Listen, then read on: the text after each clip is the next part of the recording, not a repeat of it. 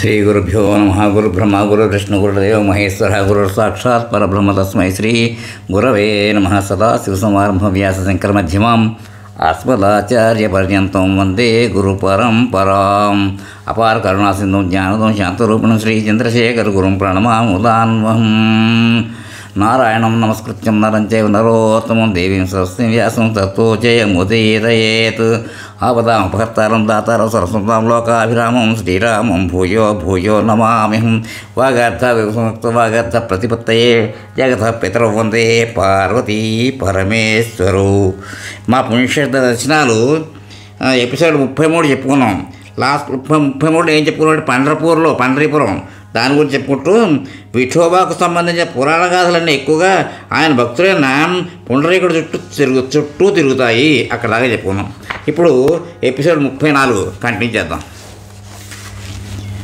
పుండరీకుడు గురించి 3 రకాలైన కథలు ప్రాచారంలో ఉన్నాయి. వీటిలో 2 స్కాంద పురాణంలో పాఠ్యానికి దగ్గరగా ఉంటాయి.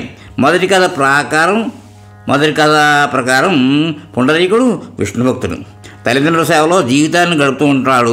ఒకసారి గోవర్ధనగిరిధారి అయిన శ్రీకృష్ణుడు గోవులు కాచే గోపాల రూపంలో పుండరీకుని కలవడానికి వస్తాడు. ఆయన రూపం దిగంబరమై మకర కుండలాలతో శ్రీవత్సంతో తలపై నెమలిపించతో చేతులను నడుము మీద పెట్టుకుని గోవును తరిపే కర్రను 2 కాళ్ళ మధ్య పెట్టుకుని దర్శనమిచ్చాడు.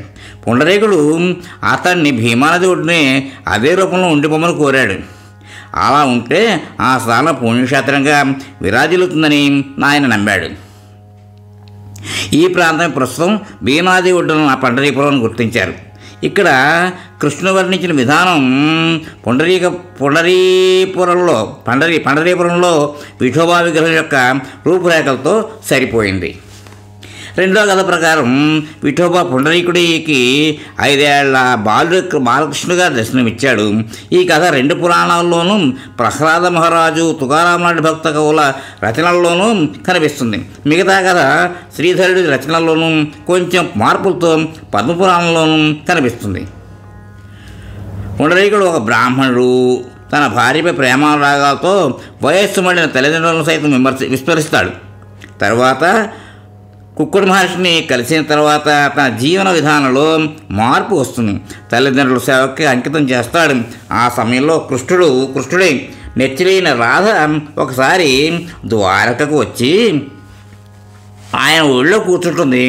అక్కడే రుక్మిణి ఉన్నా పట్టించుకోలేదు. అందుకు కృష్ణుడు కూడా అభ్యంతరం పెట్టలేదు.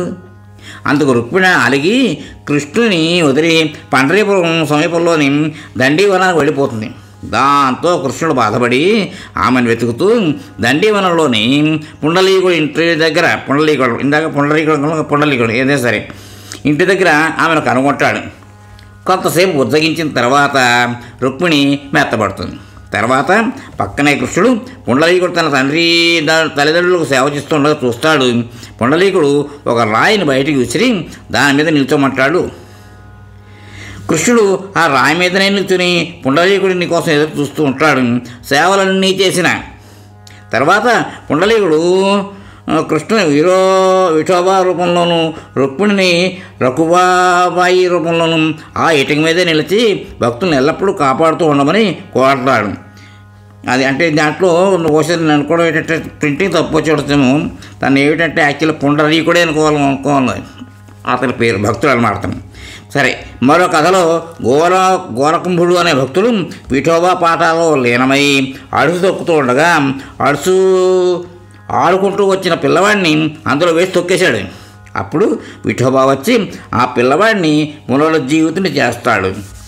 ఈ విధంగా మన దేశంలో గల దివ్యక్షేత్రాల దర్శనం పూర్తి చేసుకుని మా ఇంటికి 15 జూన్ 2022 బుధవారం నాడు తిరిగి వచ్చాము.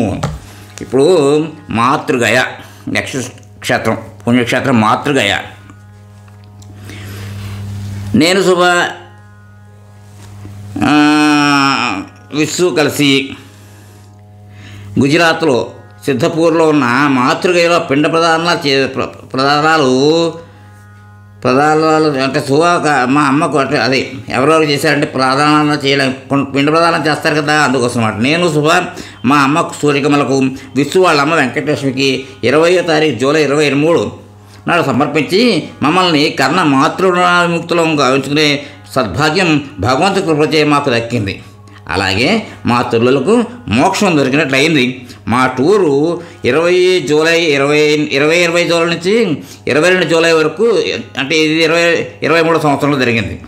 దాని వివరాలు నెట్లో లభించినది యథాతథంగా ప్రచురిస్తున్నాను, ఇక్కడ రాస్తున్నాను అన్నమాట. దాంట్లో దొరికిందంతా.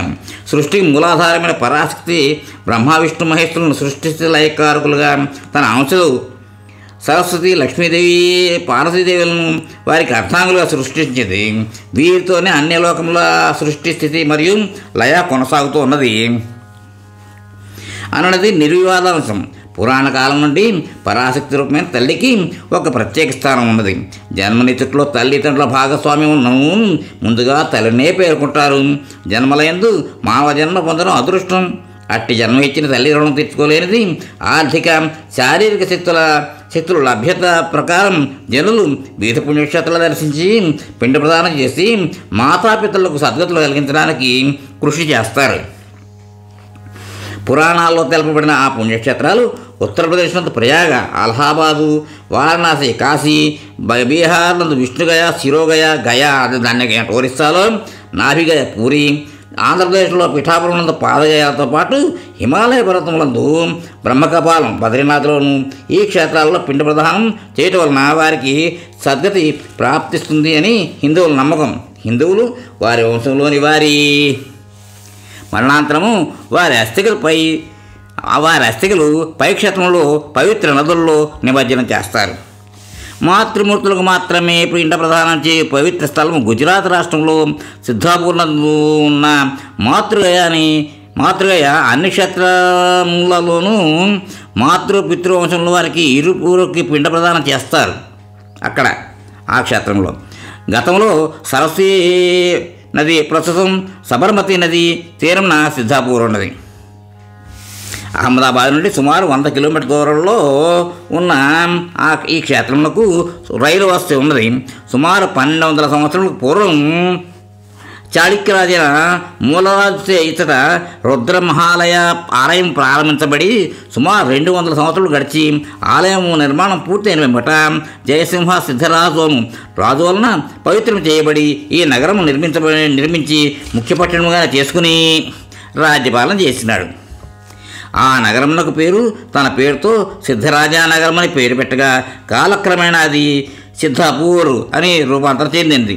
తర్వాత ముఘల్ రాజైన అక్బర్ పాలనలో నగరం నందలి హిందూ సంప్రదాయం క్షీణించి రుద్రమహాలయ ఆలయం శిథిలము కాబడినది. హిందువులచే పవిత్ర గ్రంథంగా పరిగణించబడుతున్న ఋగ్వేదంలో ప్రస్తావించబడి మరియు భాగవతమునందు పరమ పవిత్రములుగా పేర్కొనబడిన పంచ సరోవరములు, మానస సరోవరం, 5 సరోవరాలు అదేమిటో చెప్తున్నారు ఇక్కడ. మానస సరోవరం, బిందు సరోవరం, నారాయణ సరోవరం, పంపా సరోవరం మరియు పుష్కర సరోవరం. వీటిలో 5 ఒకటైనటువంటి బిందు సరోవరం కృత్రిమంగా ఏర్పాటు కాబట్టి సరోవరము ఉన్నది.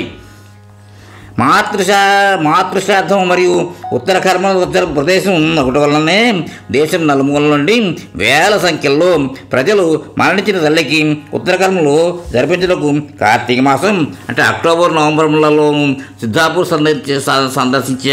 సందర్శిస్తారు. కపిల మహర్షి తండ్రి కర్దముడు అను ఋషి ఇతర నివసించినాడు.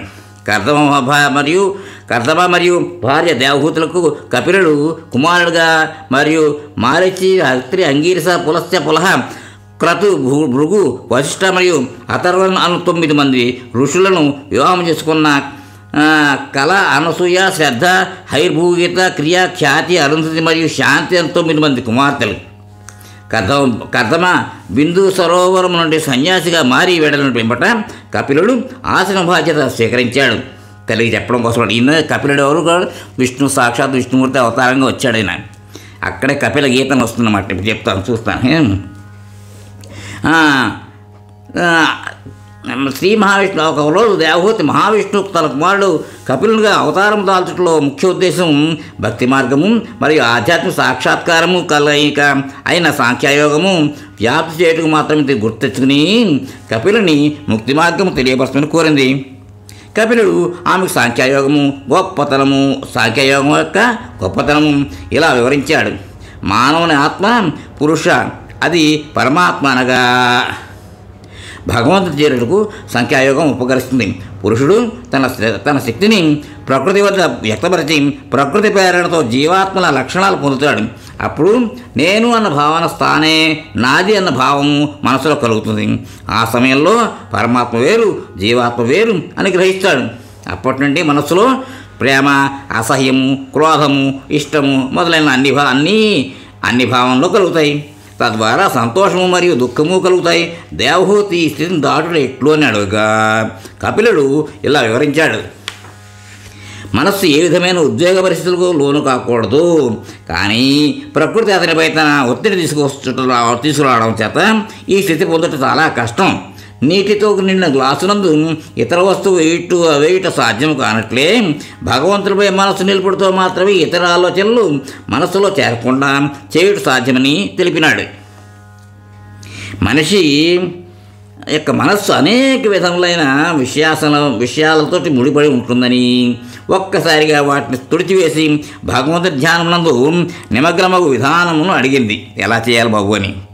కపిలుడు దానికి భక్తి ఒక్కటే మార్గమని, ఇతర భక్తులతో సహవాసం చేసి భగవంతుని అవతార కథలు వినుచు భగవంతుని స్తుతించడం ద్వారా మనసును లోభపరచు విషయం నుండి విముక్తుడయ్యి భగవద్ధ్యానములో ఏకాగ్రత పొందవచ్చును. మరియు ఒక పవిత్ర ప్రదేశంలో నివసిస్తూ అతి తక్కువ ఆహారము భుజించుతూ మిగిలిన జీవులతో వైరం లేకతో కాక ప్రేమతో జీవించిన నెమ్మదిగా మనస్సు ప్రాపంచిక విషయం నుండి విముక్తి పొంది భగవంతుడిపైన ధ్యానము కలిగి జీవాత్మ మరియు పరమాత్మ ఒక్కరే అన్న విషయం తెలుస్తుంది. భక్తుడు అన్ని కోరికలు త్యజించి ముక్తి పొందవలనన్న కోరిక ఒక్కటియే పొందుతాడు. ఆ విధంగా భగవంతునితో అనుసంధానింపబడినందున లింగ ప్రసక్తి లేకుండా అందరూ జనన మరణములందు ఆసక్తి లేని వారి స్వేచ్ఛ పొంది తద్వారా ముక్తి పొందుదురు అని తెలియజేసినాడు. ఈ విషయాలన్నిటితో దేవహూతికి మరియు ఇతర ఆశ్రమ నివాసులకు జ్ఞానబోధ చేసి కపిలుడు తండ్రి వలనే బిందుసాగర్ వదిలి వెళ్ళినాడు. ఆయన ఎచ్చటికి వెళ్ళినను ఋషులు మరియు పెద్దలు ఆయన జ్ఞానమునందు నడుచుటకు అర్థించేవారు. చివరిగా ఆయన సముద్రంలోని ఒక దీవినందు స్థిరపడి ఉపన్యాసం ఇచ్చేవాడు. అటు వెంబడ దేవహూతి కపిలుడు ఇచ్చిన సూచనలు పాటించి తన మనస్సులోని లోపములను నేను తొలగించుకోగలిగింది. భగవంతుని అనుగ్రహంతో ఆమె శరీరము వదిలివేయగా ఆ శరీరము జ్ఞానవాపి అనే పేరుతో ఒక పవిత్ర నదిగా మారింది. ఈ రోజునకు కూడా ఋషులు తమను శుద్ధి చేసుకున్నట్టుకు ఈ నది యందు స్నానం చేయుదురు. మాఘమాసంలో వేల కొలది భక్త సమూహములు కపిల మహర్షికి నివాళులు అర్పించుటకు ఆ దీవిని సందర్శించరు. ఆ పవిత్ర ప్రదేశం సిద్ధాపూర్ పేరుతో తీర్థయాత్రా స్థలం అయినది.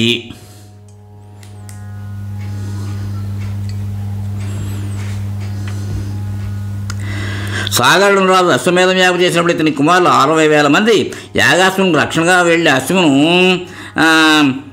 కపిలనాశనం చూసి కపిల్ని తపోభంగం గావించారు. అప్పుడు కపిల్ని కోపాగ్నికి దగ్ధమయ్యారు. పిమ్మటి తరువాత వారు వంశంలో భగీరథ తపస్సు చేసి గంగను దేవి నుండి భూమిపైకి అవతరింపచేసి గంగతో తమ వంశంలోని 60,000 మందిని ఆస్తికులపై ఆ గంగను ప్రసరింపజేసి వారి సద్గతులు లభించిన కారణం అయ్యాడు. ఆ విధంగా గంగను భూమికి తీసుకొచ్చడం పరోక్షంగా కపిలుడు కారణం.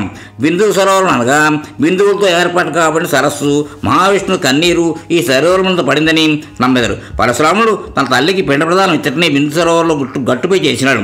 పరశురాముని ఆయలేమో ఇచ్చట నిర్మించారు. కపిల మహర్షి తపోస్థలము మరియు తల్లికి మోక్షజ్ఞానము బోధించిన స్థలము. ఆ కారణం దేశంలోని యాత్రికులు వారి తల్లికి ఇతర పిండ ప్రదానం చేయాలని తలచెదరు. సిద్ధాపూర్ణదు మాతృకర్మ మరియు పిండ ప్రదానం చేయటం బావుగా తర్ఫీదు పొందిన అనుభవించిన పండితులు లభిస్తారు. సిద్ధాపూర్ణంతో కల రుద్ర ఆలయము మరియు గల్ కాలంలో నిర్మించబడిన జామీ మసీదు జాతీయ వారసత్వ సంపదగా గుర్తించి పురావస్తు శాఖ వారికి సంరక్షణ పడుతున్నది. గాయక్వాడ రాజ్యపాలనలో 1915 సుమారు 15,000 ఖర్చుతో ఏర్పాటు చేసిన గడియార స్తంభం ఇప్పటికీ కలదు. మాతృకర్మ అజరామరం పిండ ప్రదానం ఆమెకు మోక్షం. ఈ ఎపిసోడ్ విరామం. స్వస్తి. మోహన్వాణి తెలుగు పోడ్కాస్ట్ వింటున్న శ్రోతలందరికీ హృదయపూర్వక ధన్యవాదాలు. వినండి, వినిపించండి, వింటూనే ఉండండి. మోహనవాణి తెలుగు పోడ్కాస్ట్ మీరు వింటున్నారు. మోహనవాణి. మా కార్యక్రమాలు మీకు నచ్చితే ఇప్పటివరకు మా ఛానల్కి సబ్స్క్రైబ్ చేసుకోకపోతే వెంటనే ఈ క్షణమే సబ్స్క్రైబ్ చేసుకుని ఆ పక్కనుండే బెల్ బటన్ని మ్రోగించి అందరికీ షేర్ చేసి మీ విలువైన కామెంట్ను కూడా చేసి మమ్మల్ని ప్రోత్సహిస్తారని కోరుతున్నాను.